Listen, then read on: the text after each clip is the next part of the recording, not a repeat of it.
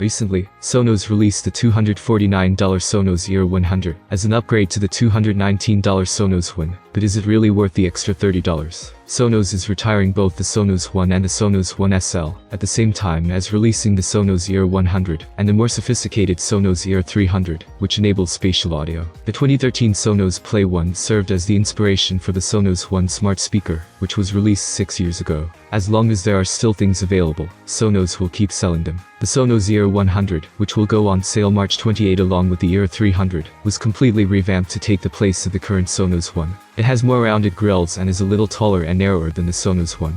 Both models of smart speakers come in black and white. The play and pause buttons, forward and backward track buttons, and a voice assistance control button are located at the top of each speaker. While Sonos One lacks dedicated volume control buttons, the Sonos Ear 100 includes a little groove in the center that enables customers to change the level by sliding their fingers up and down. The new edition of Sonos includes 2 angle tweeters instead of one, sending sound in opposite directions, which is the major difference between the Sonos Ear 100 and Sonos One. For a more immersive audio experience, users can pair 2 Sonos Ear 100 speakers and utilize them as back speakers with the Sonos Archer Beam system. Additionally, the Ear 100 produces substantially deeper bass in a similar sized box, thanks to a woofer that is 25% bigger than the Sonos ones. In contrast to Sonos One, which only offered automatic TruePlay for iPhone users, Sonos Ear 100 now offers TruePlay for Android users as well. While Sonos Ear 100 features an improved USB-C port for connectivity, Sonos One has an Ethernet port on the back.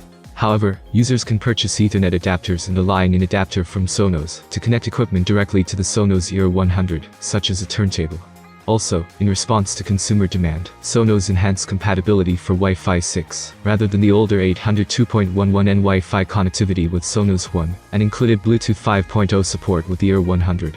If consumers are worried about their privacy or don't want unintentional voice inputs, they can press a second button on the rear of the Sonos Ear 100 to entirely switch off the microphone. Sonos One enables Sonos Voice Help in addition to Google Assistant and Amazon Alexa, whilst Sonos Ear 100 presently only supports Sonos Voice Assistants, together with Amazon Alexa. The Sonos Ear 100's performance is greatly enhanced as compared to Sonos One. The Sonos Ear 100 is worth the extra $30 for anyone who wants a smart speaker with an immersive audio experience, stereo support, TruePlay for Android, a microphone mute button, and deeper bass than the Sonos One. Users who already own a Sonos One and are happy with its audio quality do not need to upgrade. Thank you for watching this video, have a nice day, and luck is definitely on your side.